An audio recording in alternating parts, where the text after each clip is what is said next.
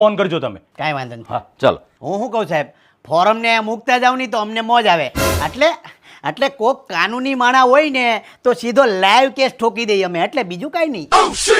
આ મારી આસિસ્ટન્ટ ઉપર તો લંગરના લંગર નાખવાનું બંધ કરો. સાહેબ તમને અમારો સ્વભાવ તો ખબર છે સાહેબ, કે અમે ગમે ત્યાં લંગર નાખી દઈએ સાહેબ. અને એ પાછા છે ને સુરતની છે, યોગી ચોકની હાલ છે, તો અમને કાંઈ યોગી ચોકના જમાઈ થવામાં વાંધો નથી હો વાલા.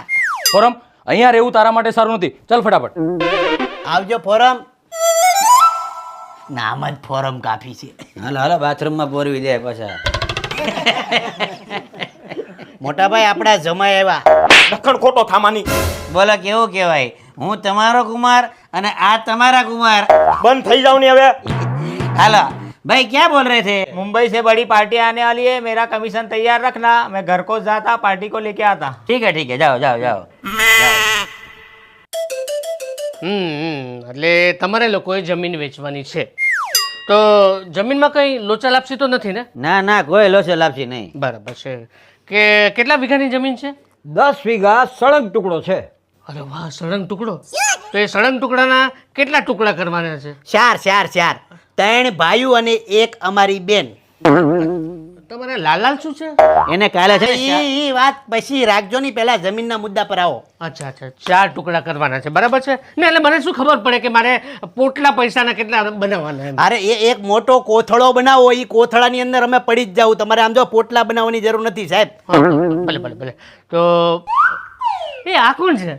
આ અમારું મેન મળ્યું, આ ઘર અમારો બાપ મેન થડિયું આ જ છે. અચ્છા બાપુજી, જય શ્રી કૃષ્ણ. જય શ્રી કૃષ્ણ ભાઈ, જય શ્રી કૃષ્ણ. શું છે, આમ તો મને કોઈના ફેમિલી મેટરમાં ઇન્ટરફિયર કરવાની આદત નથી, એટલે હું કોઈની નિંદા નથી કરતો. પણ શું છે, હું પણ એક બુઢો માણસ છું, મારે કોઈ છોકરા છોકરીઓ નથી, પણ મેં મારી ગણપણની સગવડતા કરી રાખી છે.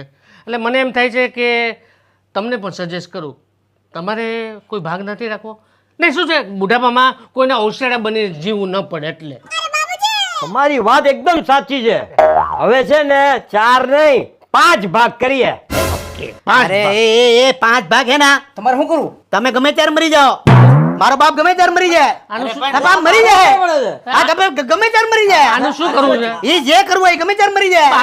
ના એ ભાગનું નહીં હાલે, 3 જ ભાગ 4 જ ભાગ થાય, સમજી લેજો.